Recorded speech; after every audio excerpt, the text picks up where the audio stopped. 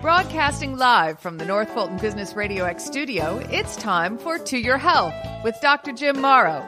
To Your Health is brought to you by Morrow Family Medicine, an award-winning primary care practice, which brings the care back to healthcare.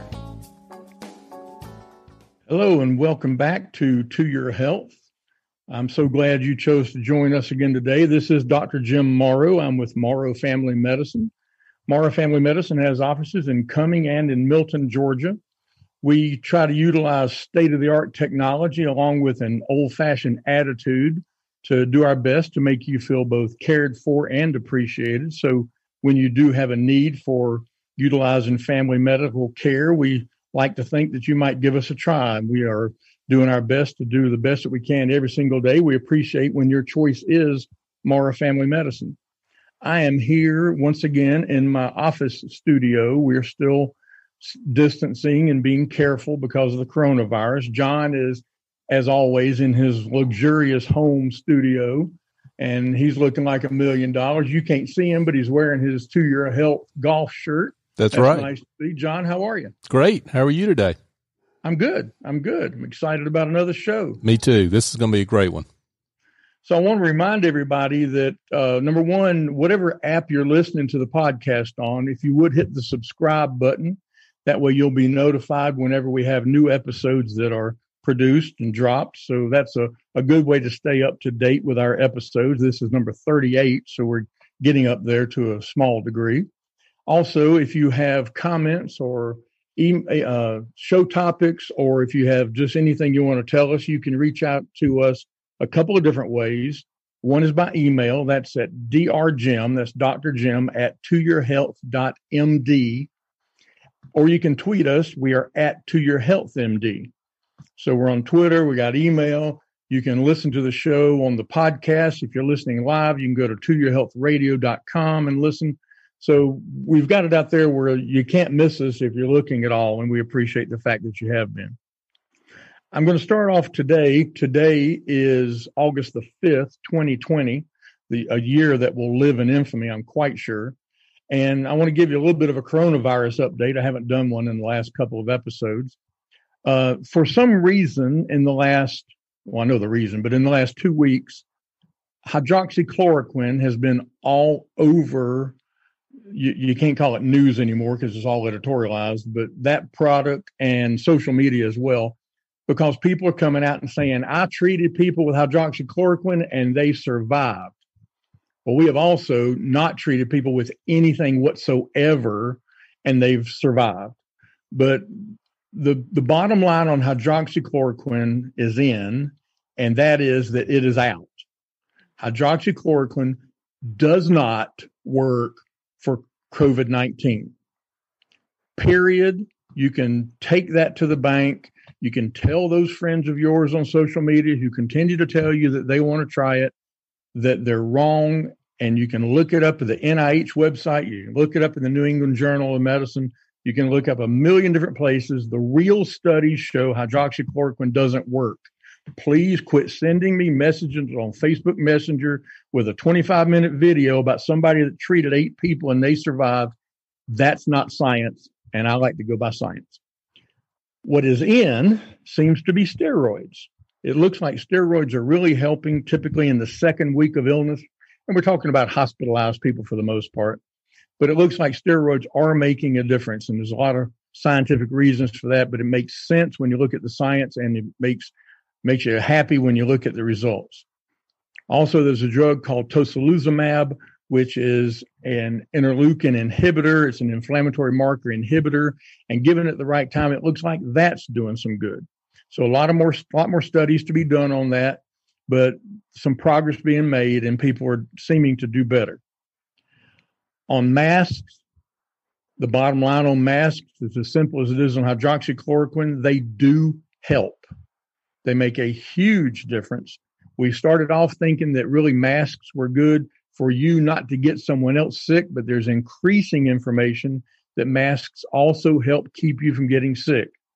And don't talk to me about the size of the virus and it being 1 micron and the mask letting anything smaller than 5 through. The virus is riding on a droplet. You have to stop the droplet. That's all you have to stop. The virus falls with the droplet. So as long as someone's not taking your mask and breathing the inside of your mask, you're going to be fine. So masks are important. If you have two people in a room and they're distanced at all, and they're both wearing masks, the chance of transmission is turning out to be very, very, very slim. We are seeing some long-term complications with people with COVID-19. We're seeing some memory fog, if you will, some heart complications, needless to say, some lung complications, things that the flu, which is always referred to incorrectly, just does not cause. Influenza doesn't cause these things. I personally have a patient who ended up with a pacemaker because he had 13-second pauses in his heartbeat that he never had before he had COVID, and then he had them. So you have to think there's a relationship there. It causes other heart issues too. And he ended up with a pacemaker almost against his will because he felt like I'm a healthy person at 52 or 3, and he ended up with a pacemaker because 13-second pauses are incompatible with doing much of anything. You look at the data, you'll see that in the neighborhood, I think yesterday it was 1,400 people died across the country from COVID-19. That's a person a minute. So while I've been talking to you, probably 4 people have died from COVID-19. It's a big deal. Pay attention to the coronavirus. Pay attention to COVID-19. Wear a mask, for crying out loud. So I want to get to the meat of what we're going to talk about today. I've sort of titled this episode Understanding Autism, which is a little bit of an oxymoron, I do believe, because I've been doing this 35 years and I certainly don't understand it. But we're lucky to have a couple of people with us today that understand it much better than I do and the average person does. Autism itself is a developmental brain disorder. It affects your social, your behavioral, and your communication skills. People who have autism frequently will start showing signs, usually will, at a very early age. And the degree of autism varies from person to person. And that's why you'll hear people talk about the autism spectrum, and that is referred to as the autism spectrum disorder, because it can go from just a very minor thing to an incredibly disabling thing. Symptoms of autism vary. Some of them are common, some of them more severe than others. A lot of times, and this is typically in children, but it's a lifelong condition. They'll avoid physical touch or eye contact. They may not respond to voices or other sounds. They may not respond to their name. They don't talk much, sometimes more than others, but not a great deal. They may fixate on certain topics and other things. They may be unafraid of danger and not understand what can happen in an accidental injury or accident case. About 20% of children who have autism develop normally for the first couple of years, and then they experience a regression of some sort. And that's a fairly common thing. But then on the other hand, some children will all of a sudden develop very special skills, math, for example, and that kind of thing. This is much less common, but it can happen, and it's still part of this spectrum of disorder. Diagnosing autism is not easy. There's no lab test or anything like that. There's no scan that says this person has autism. But it's something that there's something that comes from experience and taking time to spend time with a patient and get to understand what's going on with them. So today we have 2 people from the Lionheart School in Alpharetta, Georgia. We have Victoria McBride and Elizabeth Dulin. And ladies, I really can't thank you enough for taking the time to be with us today. We're happy to be here. Well, thanks for having us. Absolutely. So if you would take a minute and tell us something about your role, each of you, at the Lionheart School. And then after that, whoever wants to can tell us what the Lionheart School is all about. I'm Victoria McBride, and I am the head of therapeutic services at the Lionheart School. And I also work closely with our adult program, the Lionheart Works program, which is a program that started within the last 5 years, getting some of our older students turning into adulthood, a place to go, and a mission and a purpose for their lives as years have taken our students to where after school was over, their schooling ended and there really wasn't much for them to look forward to. So as our population aged, so did our mission. And so it's been really exciting to see the possibilities for some of our students as they come to adulthood.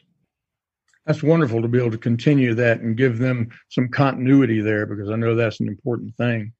And Elizabeth, what about yourself? I'm Elizabeth Dulin. I'm actually one of the co-founders as well. I'm the head of the school, and I handle all the admissions, and I also have the privilege of doing something called Floor Time, which is a play-based intervention. And I have the opportunity to play with the younger children.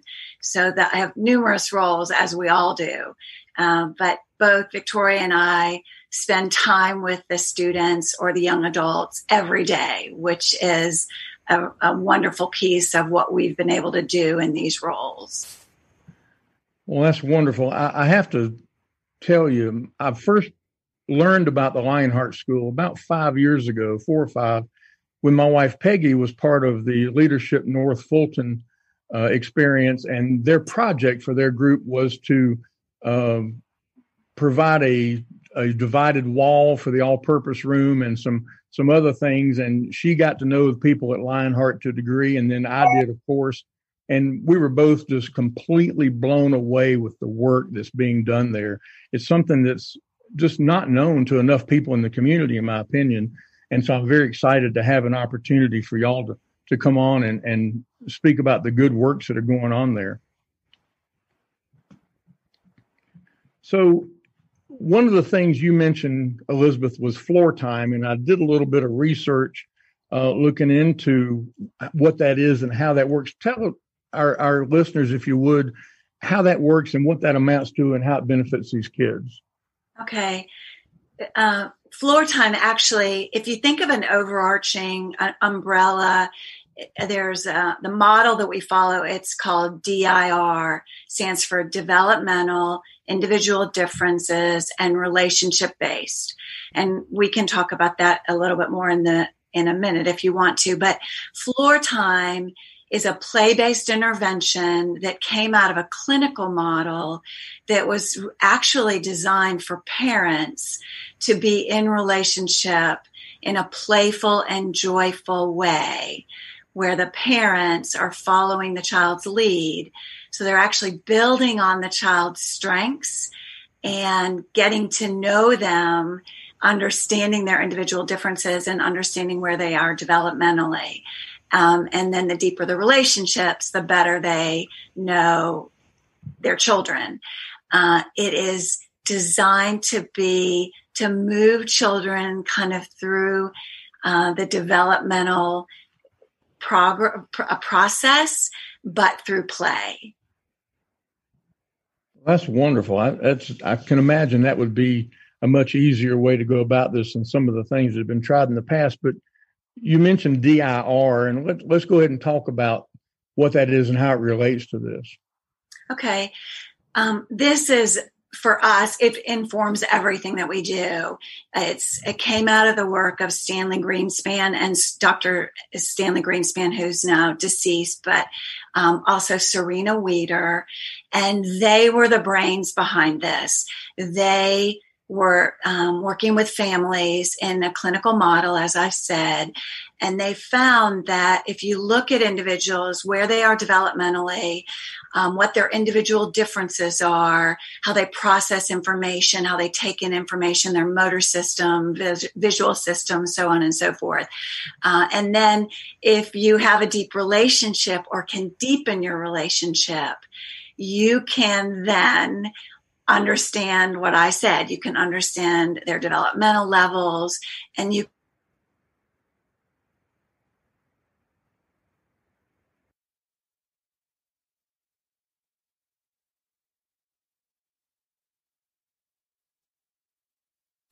that individual is taking in information from the world. So again, Stanley Greenspan and Serena Weeder were the brains behind it. And we took that amazing way of working with individuals and brought it into a school program. And we feel that this is a really important way of working with children, because one of the characteristics of the autism spectrum is that children are rather self-involved and self-absorbed and have trouble relating to the world around them.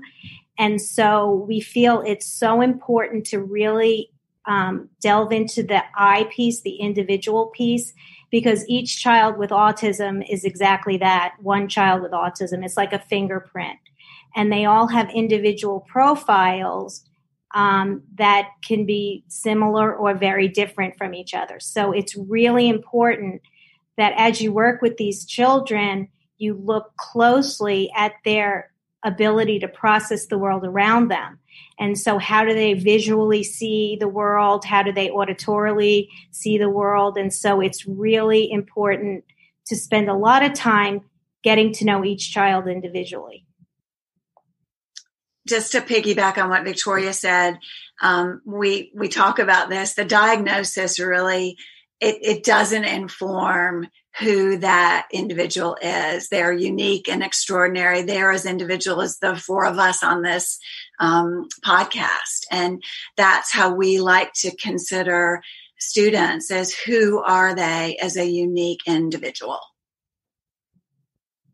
And what ages does Lionheart typically serve? Well, in the school program, we serve students 4 turning 5 through 21. We're a SACS accredited school, special purpose school. And then in the young adult program, they can be served 18 young adulthood into adulthood. So 18 and over in the Works program. And how many students do you typically have in a particular year at Lionheart? Well, we serve them. It's a 2-to-1 student staff ratio. We're in we're about to start our 21st year, and we've usually we can range from 40 to 50 students. We never really want to be bigger than 50 students because we have always wanted to maintain that student-teacher ratio. We love getting to know the students. As I said, the relationship piece is a critical part of what we do. So we are a small school and always going to be a small school in Works. Victoria can speak to that, but quite similar. And in the Works program, we see between 20 and 25 young adults. And it's a smattering of work within what they call the training center, which is at a Lionheart Works site. And then also they have job coaches that go on site with them to their specific jobs. And how in the Works program, how have you managed to line up jobs for these kids? That's a great question.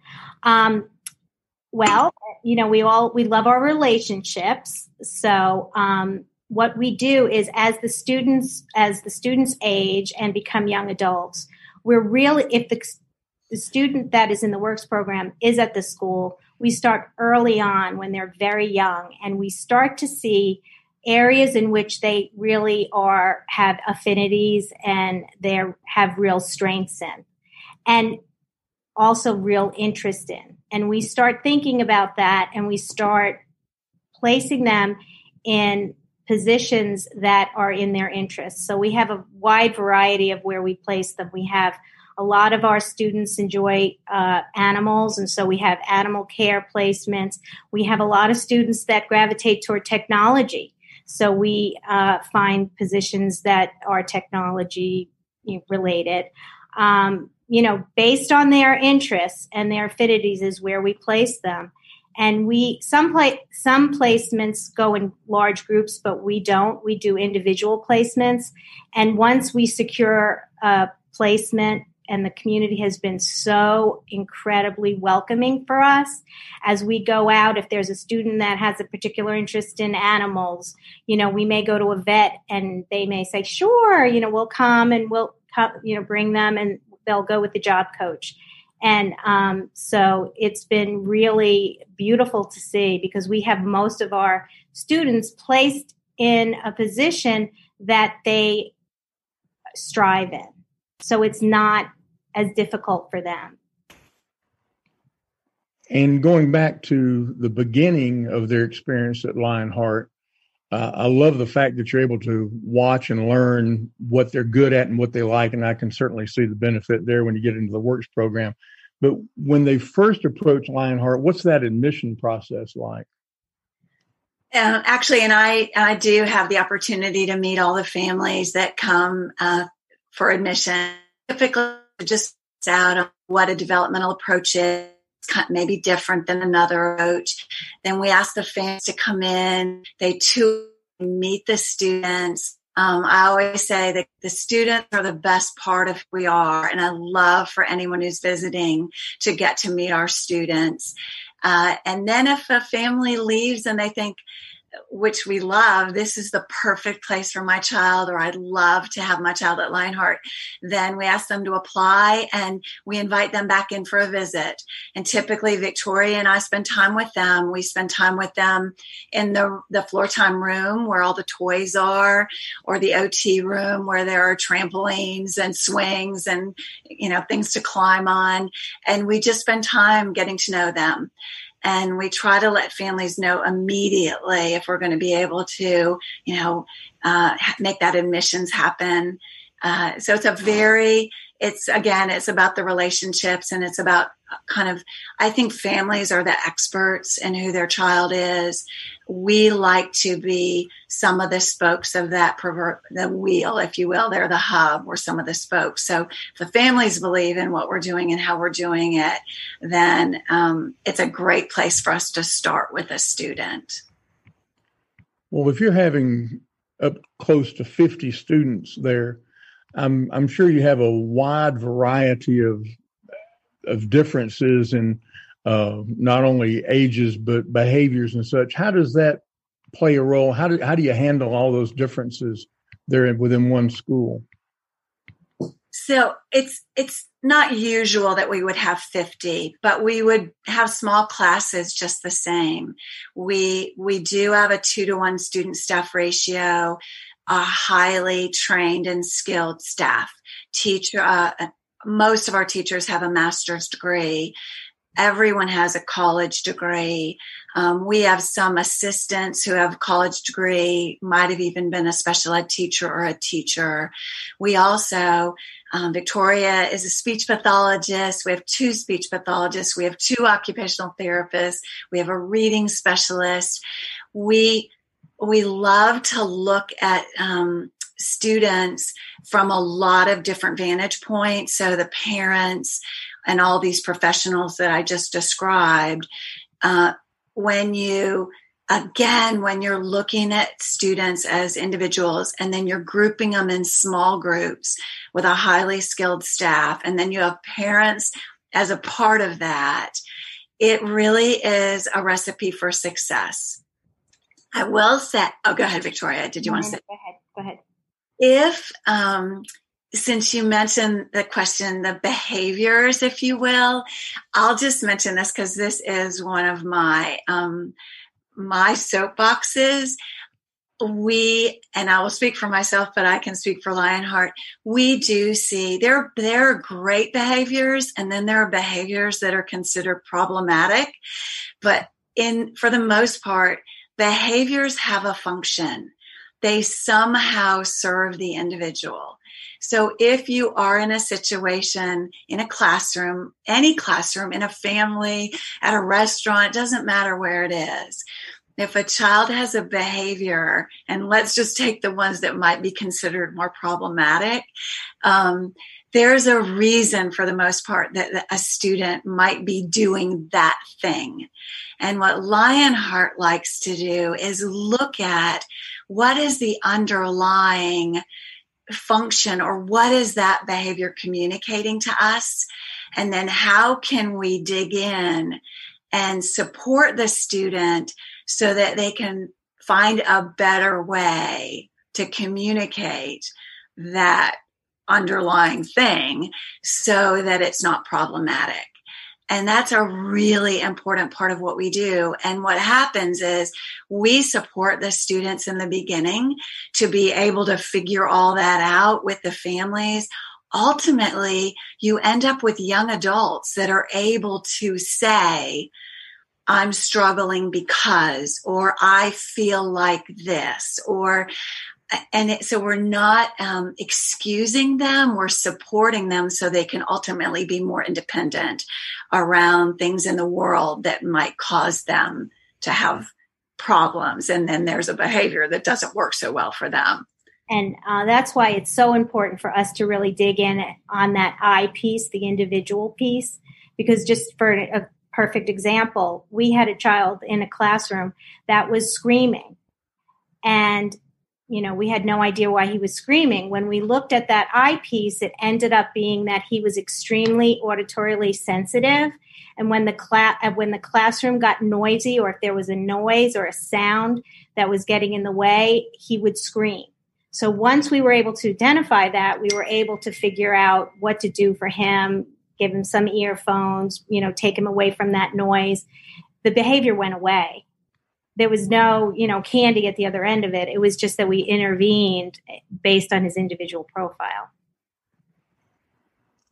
I think that's wonderful, the way you're able to manage all these different types and what you're doing for these kids. Like I said, my wife and I have seen what a difference it's making. And you mentioned, Elizabeth, all the different people, the different departments and that kind of thing. And I just want to give a shout out to the art people there, because if you come into my coming office of Morrow Family Medicine, right there in the waiting room is a 5-foot square painting that your kids did years ago that we were able to obtain through the silent auction at the gala, which we went to this one particular year. And it is one of the most wonderful things that we have. And so we're tickled to have that's a part of the Lionheart School. I hope that after listening to this, people will be much more interested in not only learning about autism, but learning about the Lionheart School. I want to tell everybody that the web address for the Lionheart School is www.thelionheartschool.com. And I would encourage, like you said, Elizabeth, for people to go there and to learn more about the school and about autism and so forth. I think that's a wonderful thing that people could do, and I hope that they will. I really appreciate y'all being with us today, but I wanted to give you an opportunity to say anything else that we might have left out about the school or about your feelings about this condition. Well, I want to reiterate what Victoria said for a couple reasons, but the community of support we've had has been extraordinary. We're about to start our 21st year. We started in the little teeny tiny cottage that is on the at Alpharetta Presbyterian Church. There were 6 students. I was the only full-time person. We've grown into something that is it's a model program that for not only our students, but also young adults. And we really couldn't be where we are today if we hadn't had the community of support. The other thing is that so much of what informs what I know about autism is the individuals with autism who have shared things with us, their families, other professionals across the nation. And I feel like I just am so grateful for that, because they help me to be better and to be then better able to support the students that I get to work with. So that's a big shout out, great big thank you. Absolutely. And I love that. Piggyback to just extremely grateful for all the support we've gotten from the families, the community. I mean, they are making such a difference in the lives of these children and young adults. I mean, they just have purpose, and we've come a long way with the Autism Spectrum, and now we know that they have so many gifts to give, and they can continue to give and be wonderful people, even into adulthood. Well said. Well, John, I think that's what we have on the Lionheart School and autism. Do you have any questions there? Yeah. One question from here is about maybe the biggest misconception that you have to dispel about autism. Oh, the biggest misconception. Well, I have one that they don't want to be social. That they don't want to be social. They do want to be social. They need to learn how, and they need to have people understand them better, so they're better able to be social. And I'll add to that too. Our kids are capable of being extraordinarily kind and empathetic and warm, relating, communicating individuals. And I think sometimes people don't see that, or that the possibility of that is there, but we see it every day. So again, it kind of goes hand in hand to what Victoria is saying, but our students, for the most part, they would if they could. And a lot of times the environment is making the ability to relate, communicate, be in it with others can make that very difficult. One other question relates to the school reopening. And obviously every school district has a different policy, different way of doing that. What's happening at Lionheart as you open the school year for this year? We are reopening. The teachers are headed back on Monday, the 10th, and the students are coming back the following Monday. The young adults have been working all summer, and we have lots of, and I'll go back to what Dr. Morrow said, we have lots of protocols in place that are based on science. We are going to be masked. There's a lot of hand washing and distancing, social distancing, or I like to say physically distant, because I don't want them to be socially distant. But we are following, we have a lot of science-based protocols in place. We are a relationship-based model, and Zooming isn't the same. We are going to do everything we can to keep our students safe. The families are really excited that the students are going to be back in the building. So yeah, we're reopening. We're going to be here next week. Awesome. Dr. Morrow, one quick question for you. It's come to our attention that you are peddling the theory that a Ford F-150 keeps you from getting the coronavirus. Is that true? That is out there on social media, yes. In a reaction to, thank you so much, John. I love you. You're welcome. In a reaction to everybody continuing to say that hydroxychloroquine was going to cure or prevent COVID-19 in the face of absolutely no science. I did make a video saying that I drive a Ford F-150. I have for years. I've never had COVID-19. So you need to get a Ford F-150. And it's the only thing I've ever done that had almost 4,000 views and I think 30 shares. And I'm sure that's quite short of going viral. But at least it went bacterial, I'm quite sure. So, yes, John, I do believe that if more people drive a Ford F-150, there'll be less COVID-19 in the world. And just a shout out to Chastity Ford.